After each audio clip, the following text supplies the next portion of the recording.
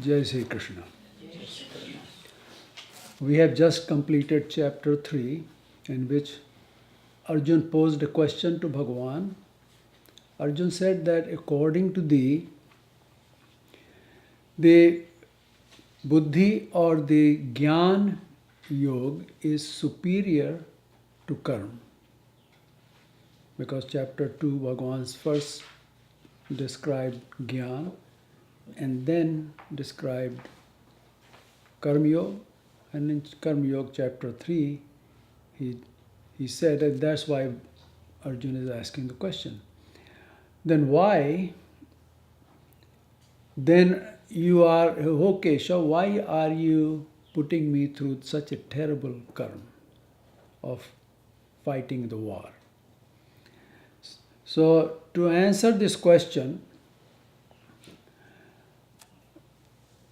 or the doubt in the mind of Arjun, Bhagavan had to explain to Arjun, Karma Yoga, karma is the basis of the creation.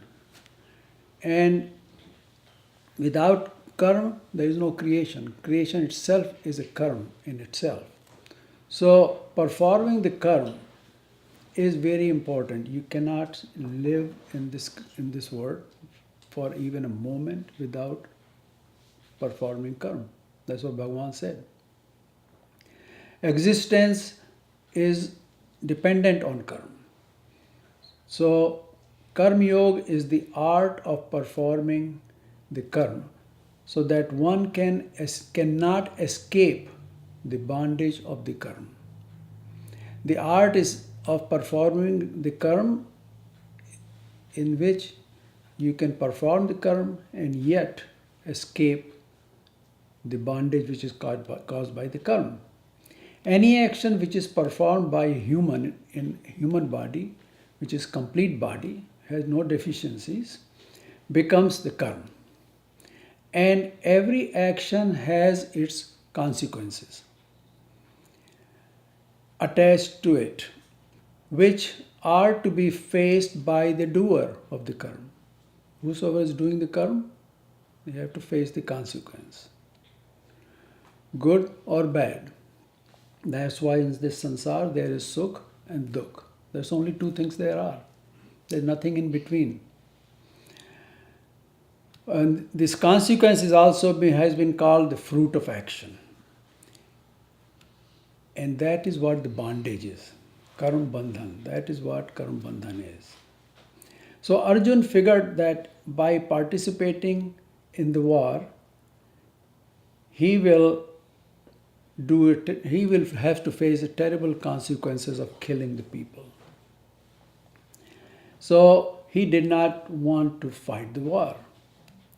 The explanation given by Bhagavan was a little difficult to understand, in that in it the emphasis was on Karma Yoga and Karma Sannyas. Both things were told in chapter 3. Bhagavan said that no one can exist without performing karma. Therefore, those who talk about karma sannyas, meaning to completely renounce the karma or leave the karma, which is not possible. And these people, this is what Bhagavan said in chapter 3, Shlok 5. Renouncing or leaving the karma is equivalent to performing karma itself. The action of renouncing the karma is just like performing a karma. That too is an action. One way or the other, everyone will have to perform karma. There is no way out. So those who restrain their senses, showing that I'm not doing any karma, no, I'm not looking at certain things, I'm not putting my hand differently, whatever. Those who restrain their senses and sit mentally dwelling on the objects of the senses. Outwardly, they are showing to the world, I'm not doing any karma, I'm sadhu, I'm sannyasi. I left everything. But in their mind, something is always cooking, and the karma is going on in their mind. Therefore, Bhagavan says these people are hypocrites because they are showing the world and they are fooling themselves. That's all they are doing. They are hypocrites. Their life is based on lies. Therefore, Bhagavan said that since it is not possible to give up the karma, one should channelize his karma, move it in a different direction. And this is very important. This is what Karma Yoga is all about. What does this mean? Channelizing the karma. You see, karma is performed in our physical bodies. Without physical body, karma cannot happen. Also called the sthul sharir. Physical body is also called sthul sharir. So,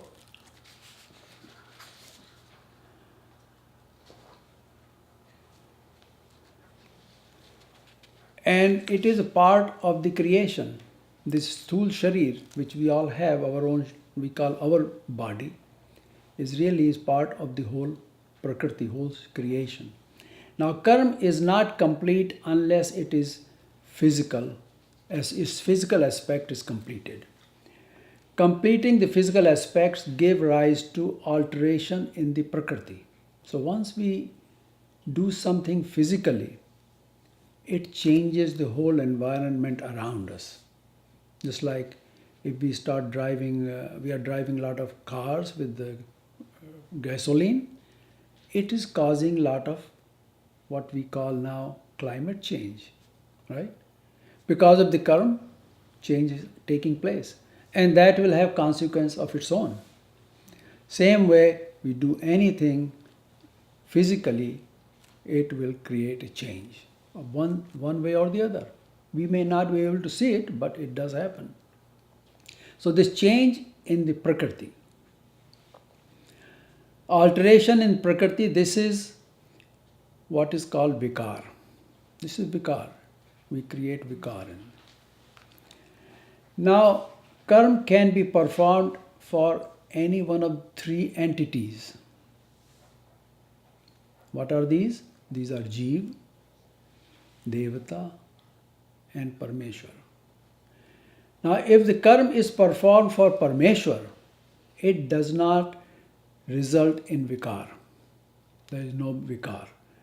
And any other entity, when we perform karma for, the doer is getting into bondage of that karma because he's got to come back and reap the fruit of his action. So, what is the art of doing a karma? Do it for Parameshwar. But how you do it for Parameshwar? That's the key. All great devotees, bhakts, have done this. There are several examples of this in our scriptures. Like Tulsi Das. When he went to meet his wife in the midnight time, her name was Ratna. She told him that you have whatever affection you have for me, if you have same amount of affection for Ram, you will attain moksha. Okay? Now here she is telling to channelize his affection for her for Ram, towards Ram. That's what channelization is. This is channelization. Feeling of attraction, affection, and attachment is the same for both. When it either for Jeev or for sansaric products, but when you move that towards Ishwar or Parameshwar, the person turns into a bhakt. You follow now? So what is bhakt? He is doing the same thing which he is doing in this world. Now he is just flipped over and start doing for Parameshwar. So there was another example of Surdas, after getting Gyan, diverted his affection to Ishwar. He was so ashamed of what he did in his past life, in same life in the past, that he made himself blind. He did not want to face what he did in the past. And after that, he started to sing bhajans asking for forgiveness of Paramatma. And what were the bhajans? Everybody has heard it somewhere or the other. Says, Prabhu More Avaguna Chitana Dharo. So similarly, he had a lot of bhajans.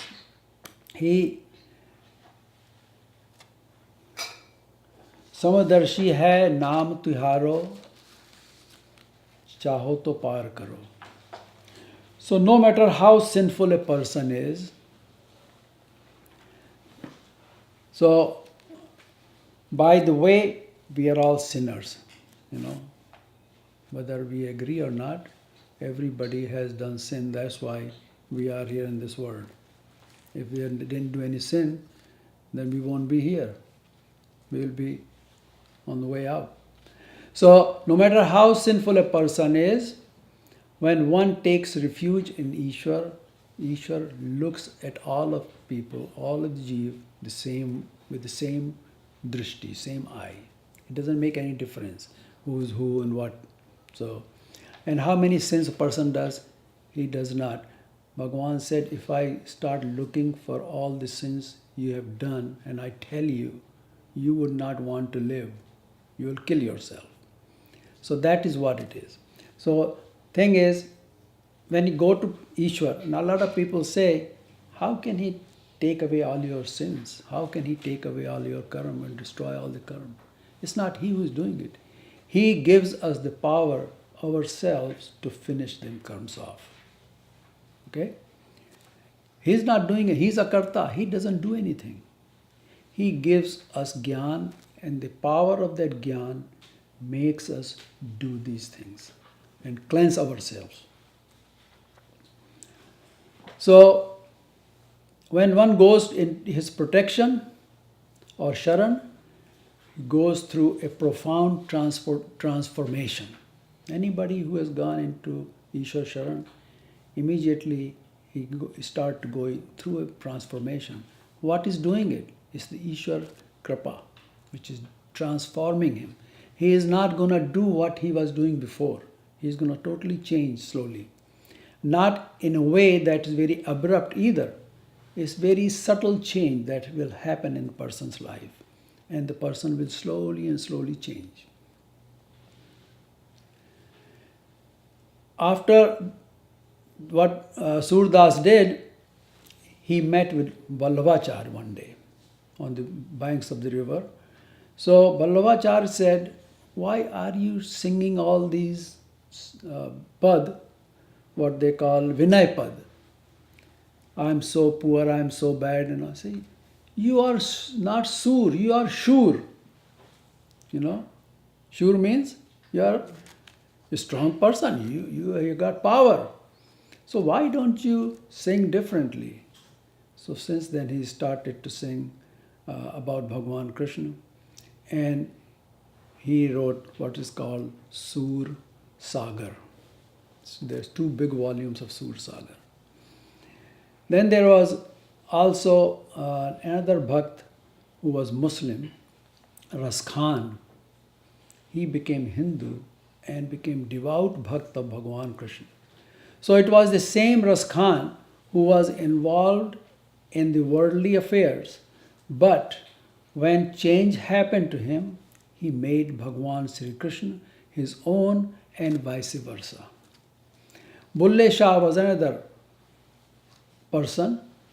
He was a Sufi who did the same thing. He said, if you just move your mind from this worldly things towards Ishwar, you will find Ishwar. It's that simple, he said. So, the key is channelization. This is what is at the end of chapter 3 in Shlok 42. Here Bhagavan said that senses are more powerful than the body. And the mind is superior to all the senses. The buddhi or the buddhi or the intellect is superior to the mind. And I am superior, I am beyond buddhi. So Ishwar is beyond everything. So exercising control over your mind, channelize it towards Ishwar. Mind does this by controlling the senses. How do you channelize? With buddhi, with jnana. Then what happens? The mind will start getting control of the senses. And what are senses called? They are like the horses and the chariot in which Jeev is sitting, and mind is controlling the senses. So when mind is controlling the senses, those horses he can direct any direction he wants to take. So that's how the mind with Gyan channelizes the direction in which Jeev is progressing. So it takes towards Ishwar. We must understand that although there are many faiths and religions in the world today, there is no shortage of faith and religion these days, none will take to Ishwar. Only the path described by Bhagavan Krishna will take us to him, because nobody else knows this.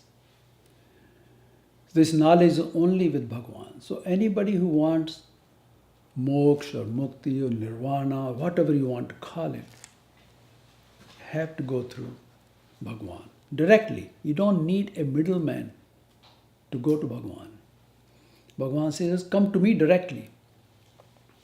In chapter 3, Bhagavan emphasized that man has to perform karma. There is no way out of it. So by offering to Bhagavan, the karma will become good and non-binding. Then Bhagavan defined the karma yoga and talked about the Atma and Paramatma. This is how we came to the conclusion of chapter 3. Now we start with chapter 4. The first 18 shlokas in this chapter describe the power of manifested Parameshwar. See, the Parameshwar is manifested and unmanifested both. Avyakt and Vyakt. So the Vyakt Parameshwar has got a lot of power. So that Parameshwar, he in these shlokas telling what are the powers of Vyakt Parameshwar or manifested Parameshwar. And the subject of desireless karma. What is desireless karma? Nishkam karma. That is described in here. Or the other words, it is the same as karma yoga. Karma yoga is doing the karma without any desire for yourself. So it's desireless karma. It's karma yoga. Nishkam karma. That's why they call Nishkam karma yoga. Whenever the kamna comes into us for ourselves or something else related to us, then it's no longer a Nishkam karma. It doesn't go into karma yoga. It's no longer a Nishkam karma.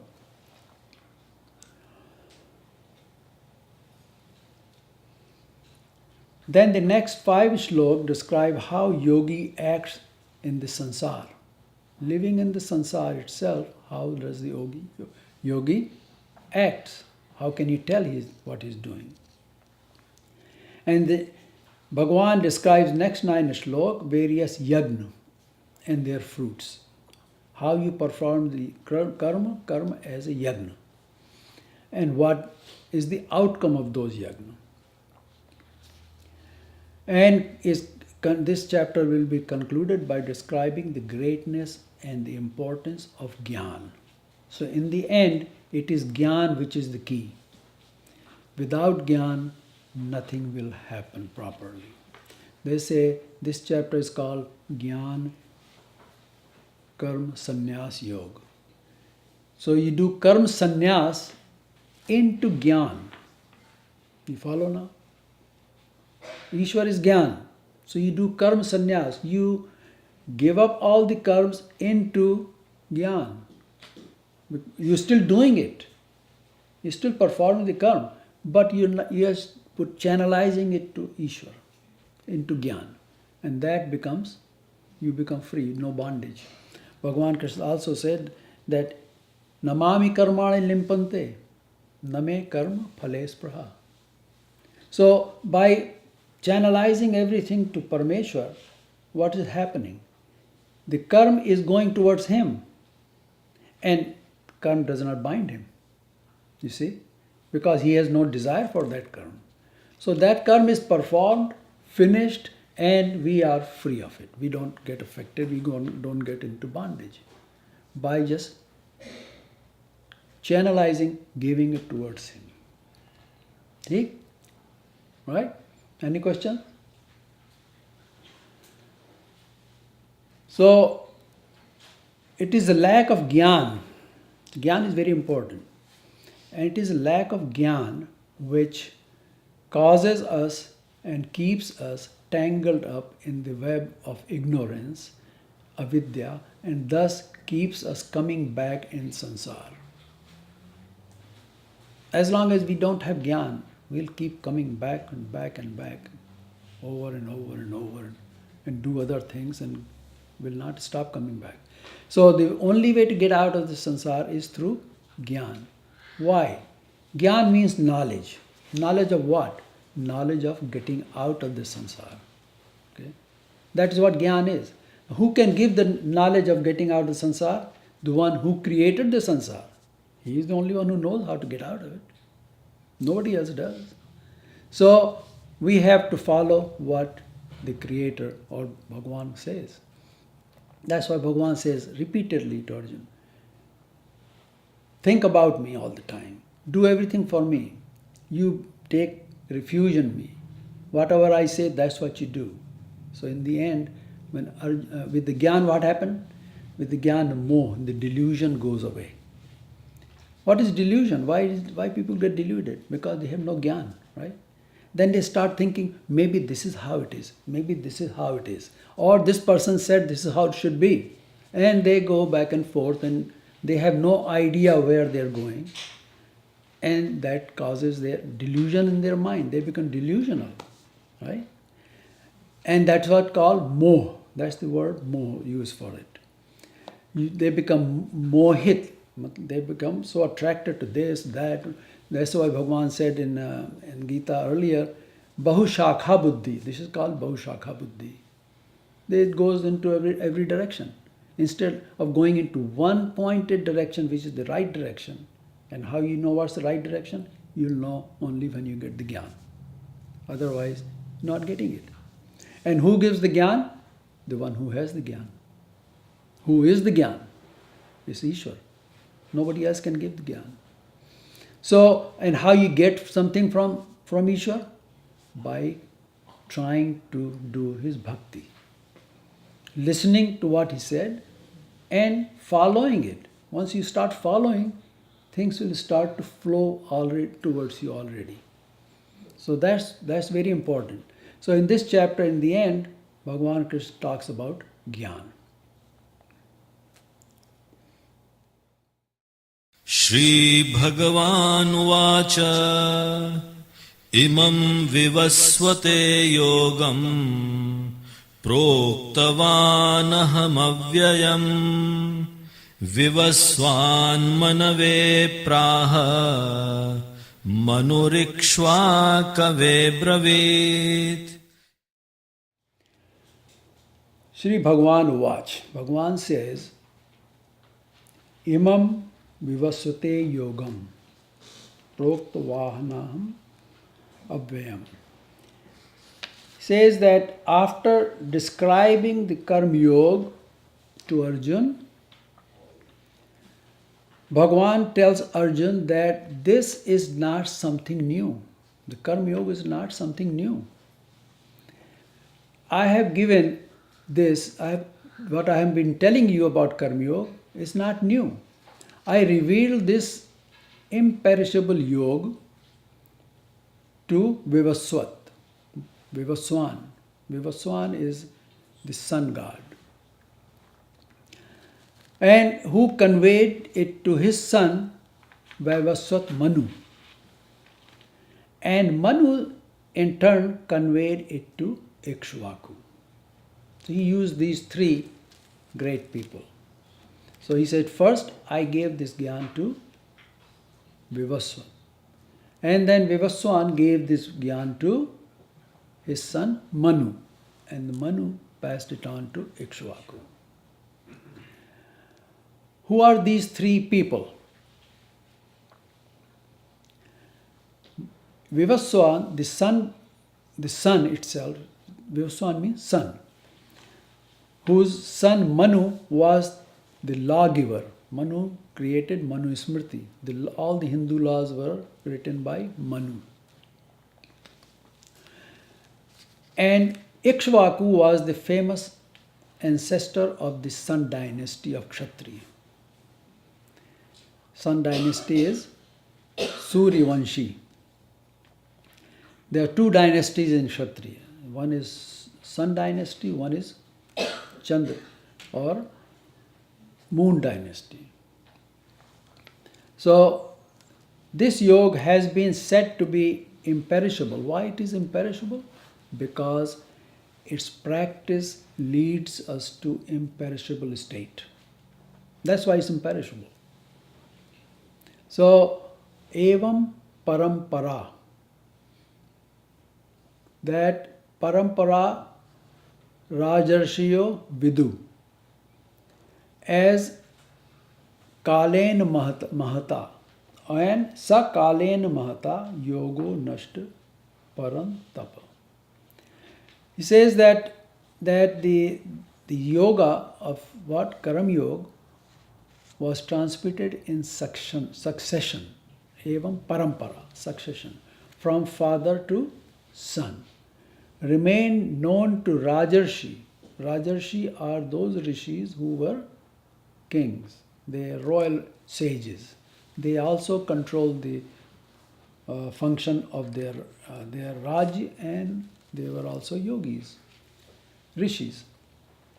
This yoga, the correct way of to perform karma, which included remembering Ishwar while doing it, has gotten lost to the world through long lapse of time.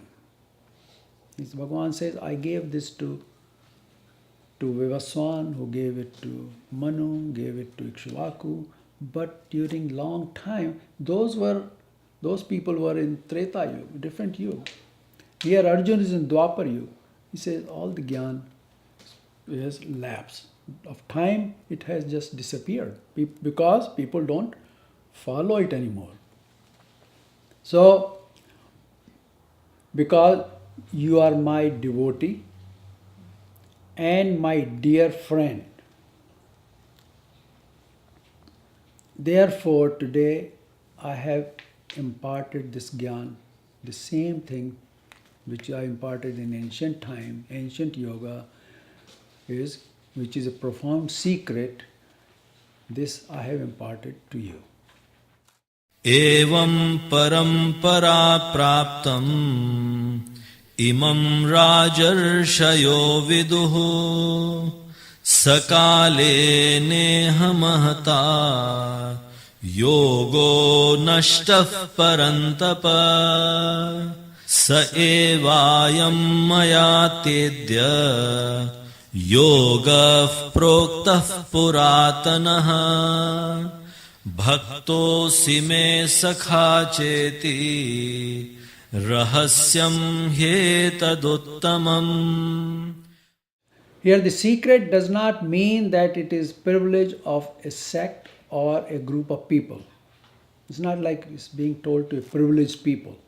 It is privilege, but it's not like for a privileged group. Privilege means one who is patra of getting this Gyan. The people who are unworthy of getting this Gyan will never get this Gyan. So you got to be worthy of getting this Gyan. So the one who is not the patra, from him this knowledge is kept secret. That's what I mean here, secret. The one who is worthy can only get the gyan of this yoga. So, who is worthy? Worthy of getting it? It is the one who is Ananya Bhakt of Parmeshwar. You follow now? Unless you are Ananya Bhakt of Parmeshwar, the Gyan will not be coming to you. This is the simple meaning of these three shlokas.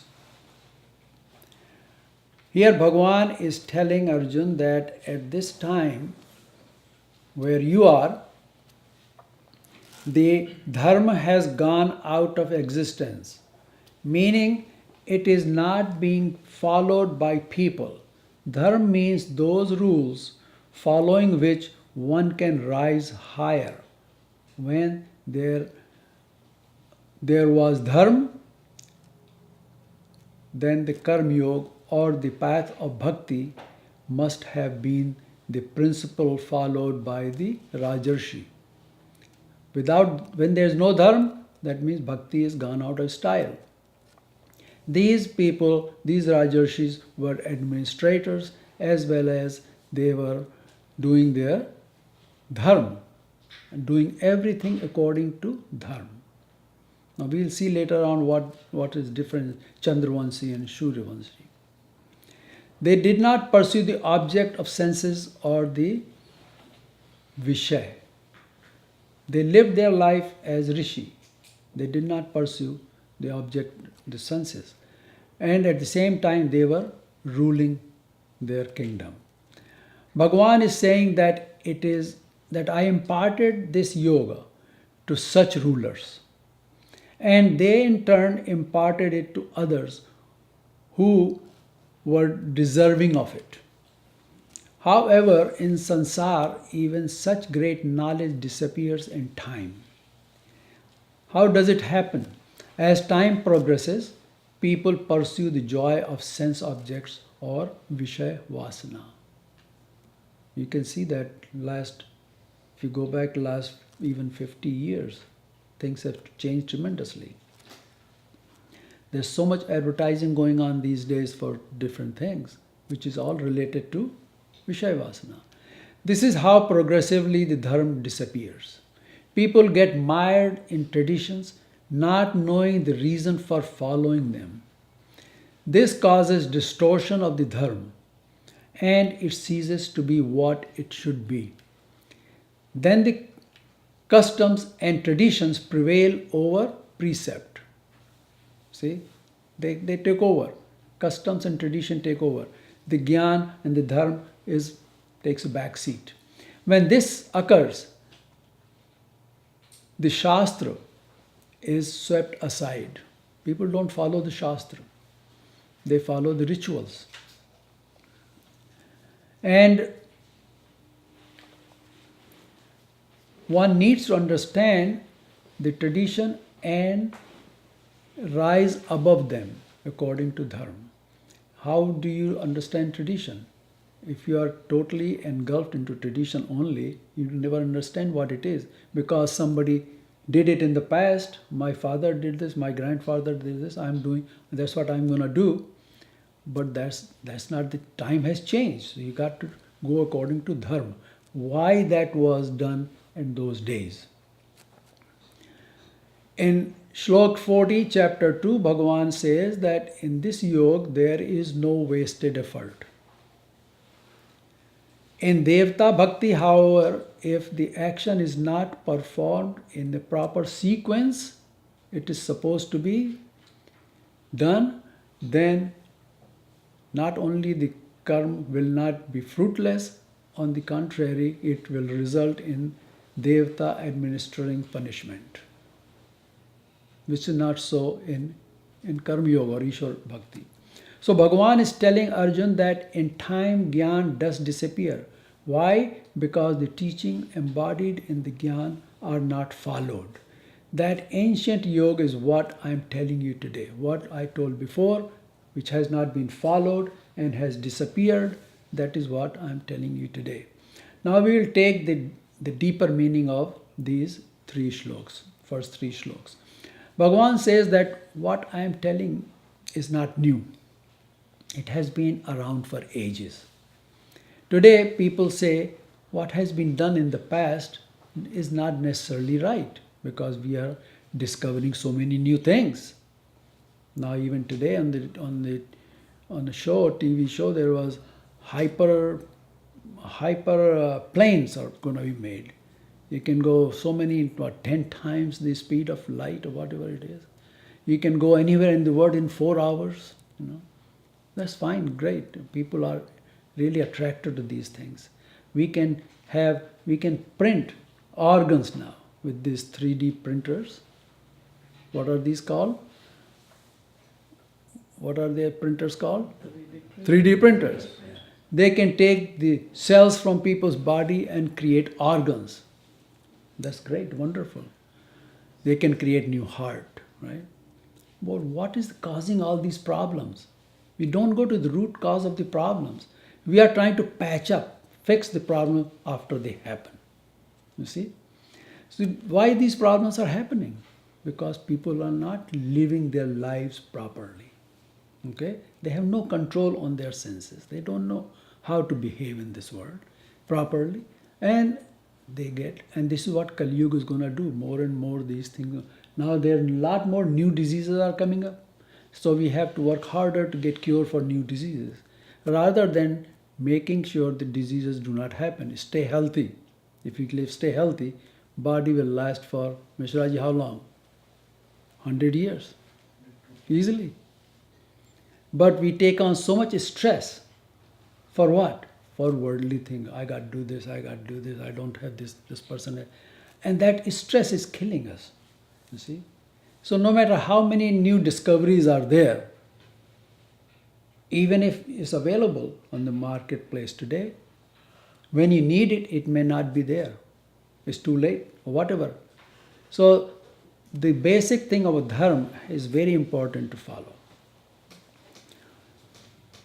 Now here there are two thoughts. When people say not necessarily right, there are two thoughts, two schools of thought.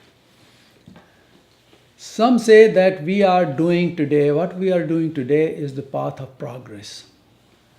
Right? We are progressing. Our life is much better. Correct?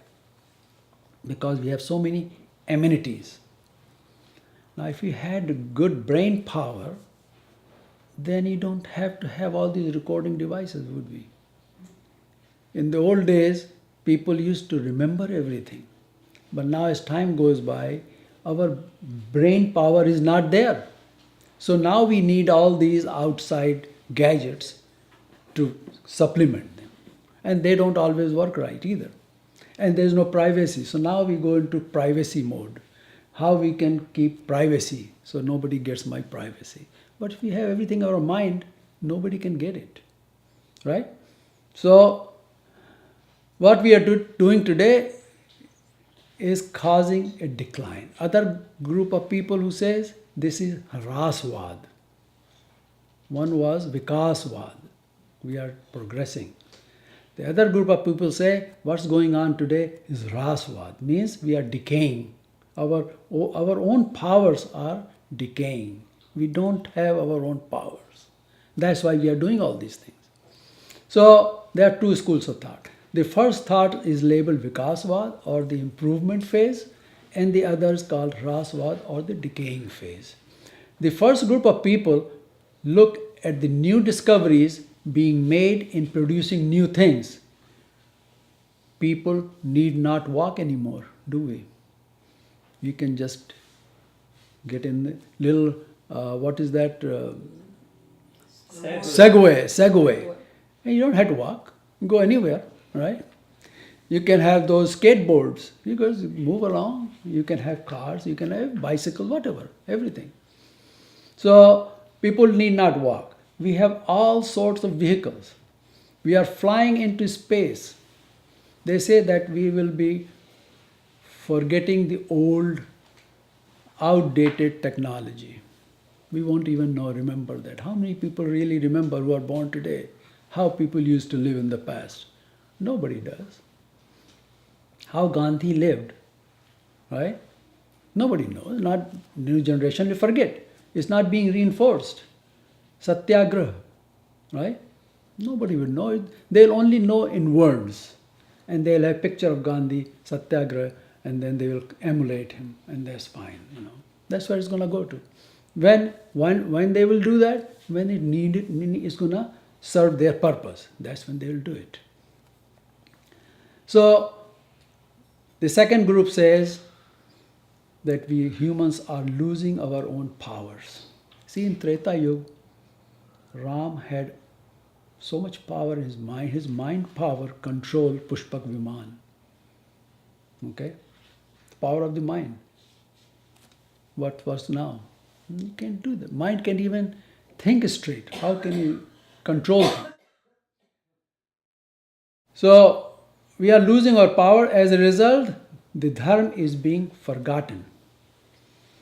With passing of time, as we move deeper into Kali Yuga, our powers are waning.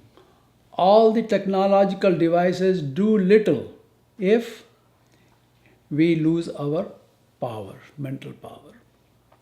Right? Even to use technology, you got to have brains to work. Without that work, right? So, I'll give you an example. We, in our temples, we do arti, right?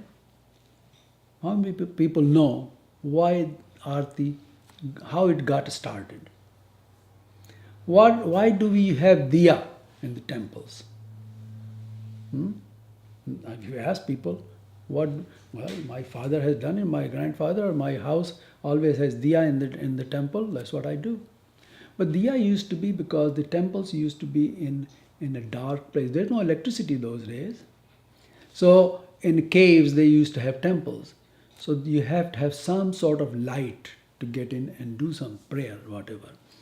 And the arti was came into existence when those murtis in the temple, when you want to view the murti from foot to head, total murti, darshan. So they used to have five diya on a tray, and then with 5 diya they did arti.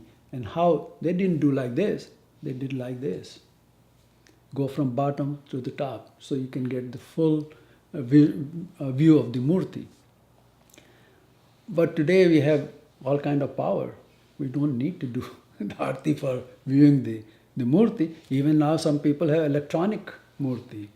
Somebody sent me on WhatsApp that, I think it you who sent me, that they had a priest sitting there with prasad, and the murti comes in on a vehicle, and he gives prasad to that person. The person takes it in and brings back the prasad, and you got it.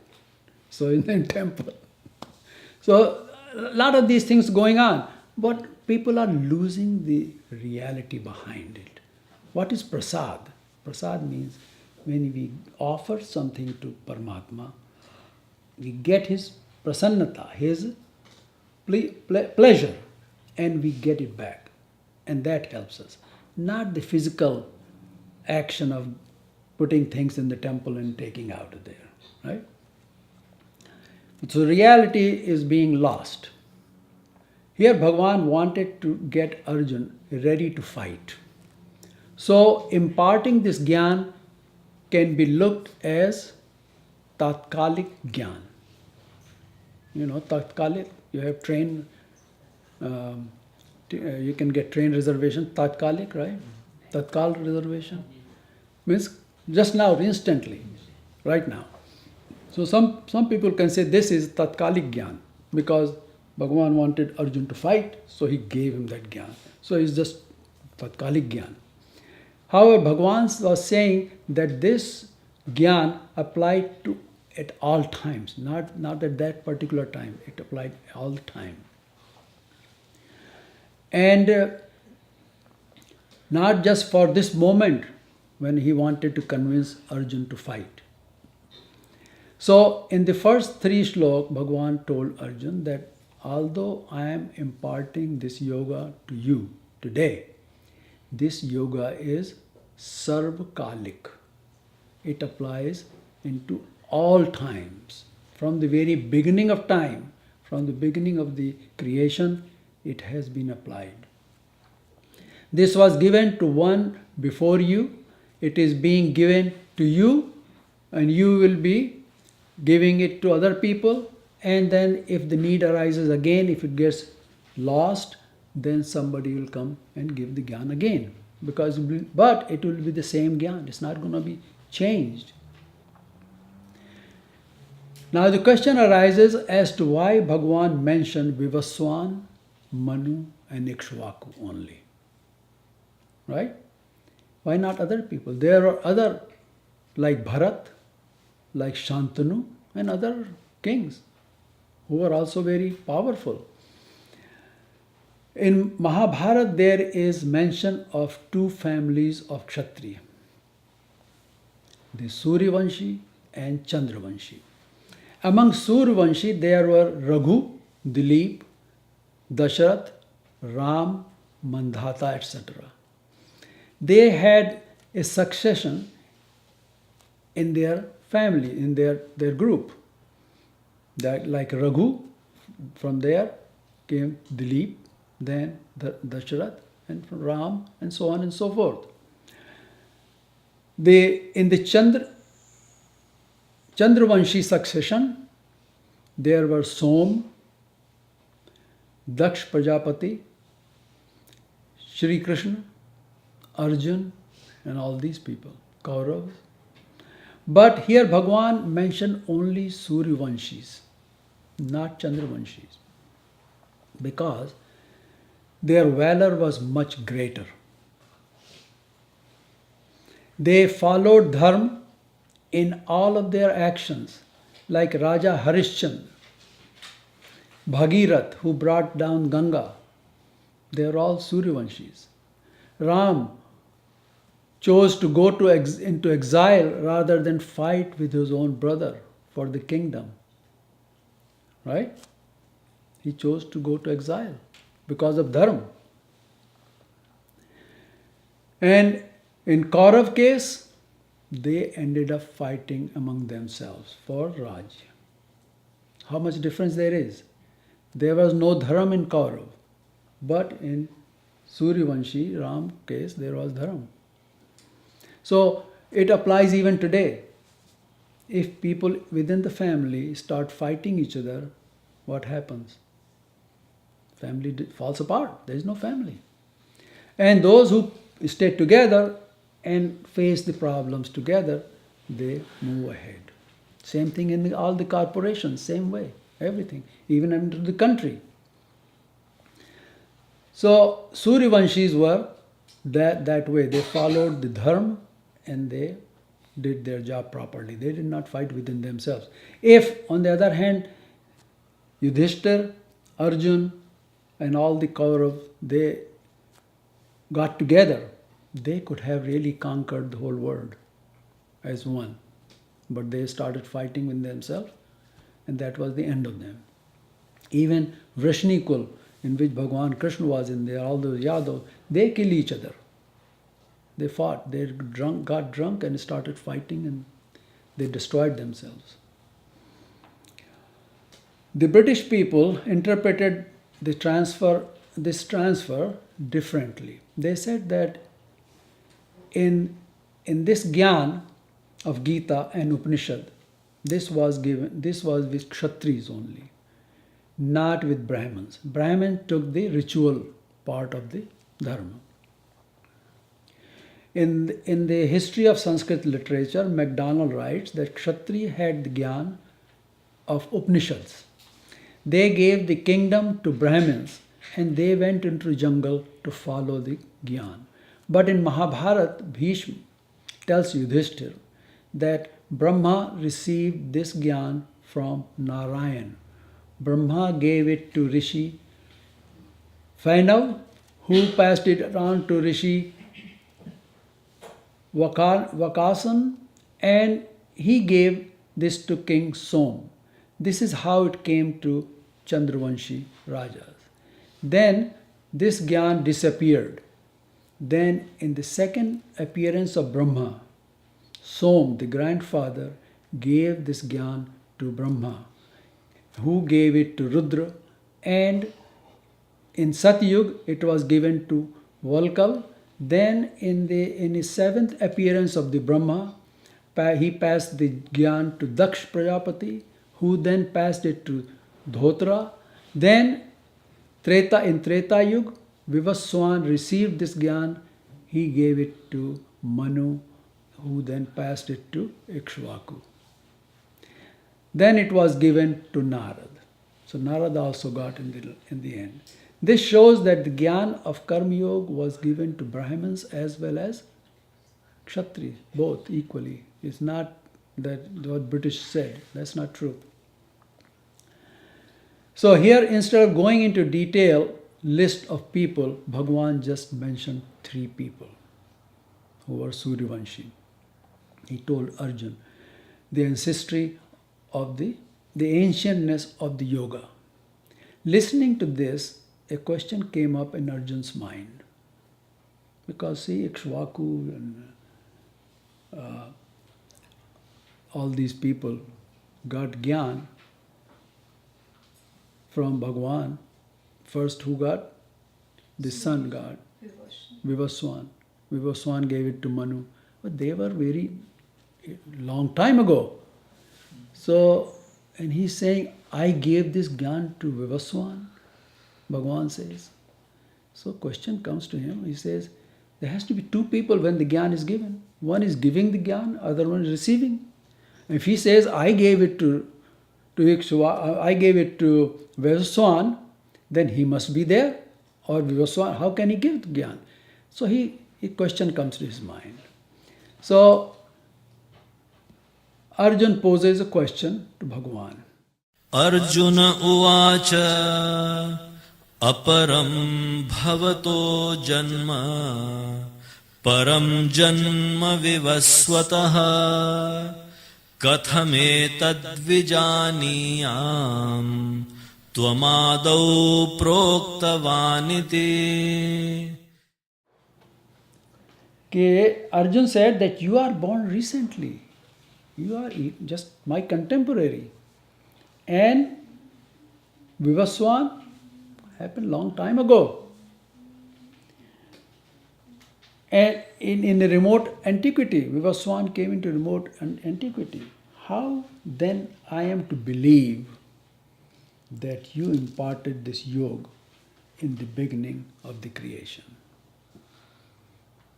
I saw you are my contemporary. Yeah? You are my cousin. And Vivaswan was a long time ago. And how could he have given Gyan to him? How do I believe that you are the one who gave this Gyan to him? Because Arjun did not know anything about Bhagavan Krishna. He was still considering him to be Jeev, just like him. So, Bhagavan answers this question later on, next, and we will go into that next time. Jai Shri Krishna. Yes.